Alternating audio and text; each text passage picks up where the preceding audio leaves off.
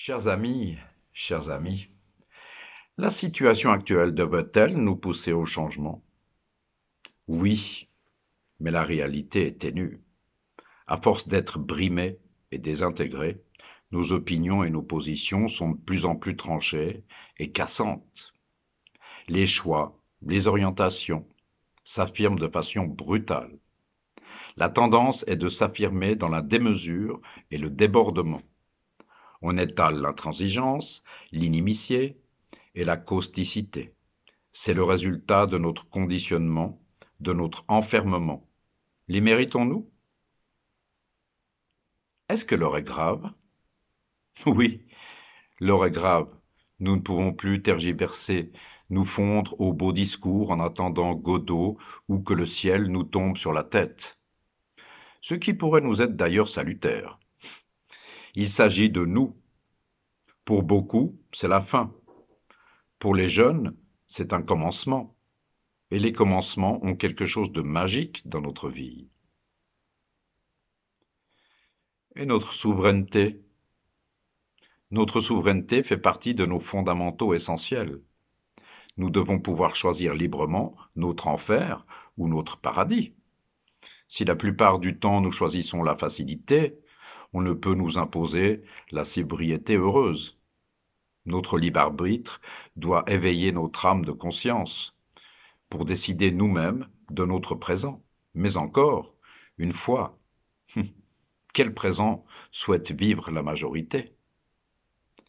Certains prétendent qu'il existe un complot contre l'humanité, initié par les puissants et les dirigeants de ce monde. C'est un fantasme, la théorie d'un mental en ébullition. Nous avons choisi l'arbre de la connaissance du bien et du mal.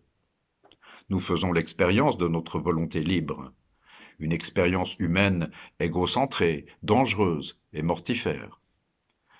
Ceux qui ont signé un pacte avec le malin profitent d'une situation privilégiée et envie par beaucoup. Ces apprentis sorciers se jouent des codes du vivant et en générant de colossaux dommages collatéraux. Est-ce un passage obligé? Oui, parce que nous jouons pas notre partition citoyenne. Nous ne cherchons pas à percer le mystère de notre vie sociale. Quel est-il? Celui du bien-être et du bonheur de l'humanité. Il doit être assuré par les associations et les corporations des personnes physiques et morales. Elles sont le pilier central de l'art social. Le monde entrepreneurial doit s'unir, se coaliser autour d'un projet sociétal fédérateur qui changerait radicalement et durablement le paradigme social planétaire. Qu'est-ce qui nous en empêche? Un puissant mouvement traverse le monde depuis la majorité du XIXe siècle. Il s'agit par fascination, suggestion et hypnose sur les têtes ayant perdu l'esprit de vérité. Il est là le problème. Notre intellect ne se donne plus les moyens de saisir la vie de l'esprit. L'inspiration vraie, l'imagination vraie ne peuvent naître dans une tête malade. Ceux qui sont nés avec la conscience du bien et du beau, qui sont deux fois nés, doivent montrer au front pour que la tendance s'inverse. Certains conspirationnistes avancent la thèse d'un complot ourdi par la franc-maçonnerie et les Illuminati. Qu'en est-il réellement? Il n'y a rien de tout cela à notre connaissance. Il est légitime de désigner des coupables quand le monde dans lequel nous vivons va mal. Mais le vrai coupable, c'est la personnalité humaine. Ces confréries secrètes n'ont-elles pas eu une influence importante dans la marche du monde? Non, c'est indéniable et récurrent dans notre histoire, parce qu'elles connaissent la portée et la valeur des principes, des lois et des faits qui sont à l'origine de notre monde et qui participent au long cheminement de l'humanité. En cela, elles ont une bonne longueur d'avance sur le citoyen lambda, sur la société civile, qui reste en retrait de la connaissance cosmogonique du monde suprasensible, du mystère de notre présence sur la Terre. Pour quelle raison? Parce que, encore une fois, nous ne croyons plus ni à Dieu ni au diable, symboliquement parlant. C'est là notre grande faiblesse, le plus lourd handicap de notre société civile, qui cherche à faire bouger les choses. Mais les veut-elle réellement? Toute la question est là. Gouverner, c'est prévoir. Prévoir, c'est savoir. Et savoir, c'est se souvenir. Alors, pour changer la vie, c'est une évidence, une obligation. Cela se fera de gré ou de force, poussé par les événements ou avec notre consentement. Nos choix doivent avoir le poids de notre conscience. En acceptant nos prisons, nous perdons notre liberté. La messe est dite. Réinitier la société des hommes avec des sages, c'est faire émerger les principes de la tripartition sociale. Nous avons le choix. Boire le calice amer jusqu'à la lie ou goûter l'élixir de vie immortelle. Et nos politiciens dans nos affaires.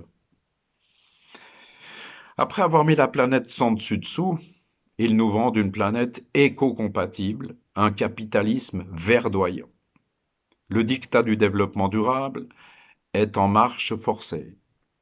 Nous sommes loin du dépouillement. Pour satisfaire la folie et les ambitions démesurées de quelques entrepreneurs et financiers, pour récolter quelques dividendes et honneurs, nos politiciens vendent leur âme au diable. Que penser des campagnes électorales? Les élections sont des guerres de factions où des combattants s'affrontent à coups de slogans, de joutes verbales, de stratégies budgétaires, tactiques, de combats de chiffres et de statistiques. Lors de ces rencontres citoyennes, jamais il n'est fait mention de nos problèmes. Dans cette arène, il s'agit de terrasser l'adversaire pour être couronné reine ou roi. Tout ça fait partie de l'ancien monde. Les sectes partisanes doivent disparaître. C'est dans l'air du temps. Comment s'élever au nouveau paradigme social planétaire? Tant que nous ne reconnaîtrons pas la sagesse des initiés, tant que le peuple ne les plébiscitera pas, nous vivrons dans un état antisocial. C'est une des clés de voûte de l'édifice social. Faut-il se résigner à ce qui est? En nous résignant, nous faisons preuve de lâcheté et de couardise, juste pour préserver une paix toute relative.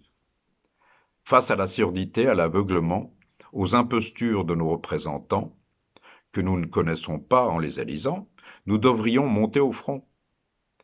Nous perdons de vue une gouvernance qui nous mettrait en phase avec notre réalité constitutionnelle tripartite.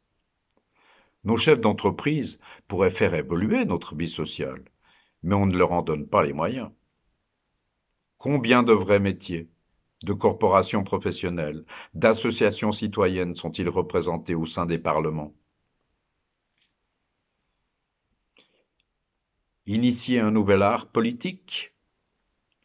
L'art politique de demain se révélera par la création de véritables associations et corporations professionnelles citoyennes, au sein également d'une triple chambre parlementaire citoyenne.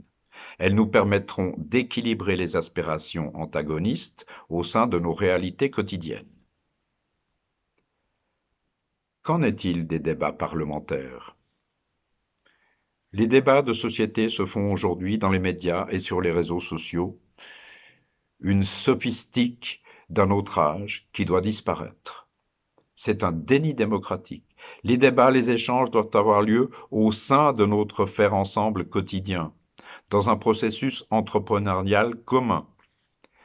C'est sur le terrain qu'un véritable processus démocratique citoyen doit s'instituer au sein d'une structure représentative digne de ce nom. et le droit du travail. Dans un proche avenir, l'évolution irréversible du monde du travail interdira la notion du droit au travail. Elle nous entraînera à recevoir notre juste part de biens produits, un droit à une existence décente et digne, détaché de tout salaire. Pour le plein emploi? Le plein emploi est une utopie, car tout salaire est basé sur la sélection de compétences, ce qui entraîne le rejet de ceux jugés inaptes pour des travaux devenus toujours plus compliqués. Personne ne peut garantir l'emploi. Le chômage est le signe que nous sommes entrés dans une nouvelle ère sociale, celle d'un revenu national volontaire, administré par un collectif associatif citoyen, en aucun cas par l'État.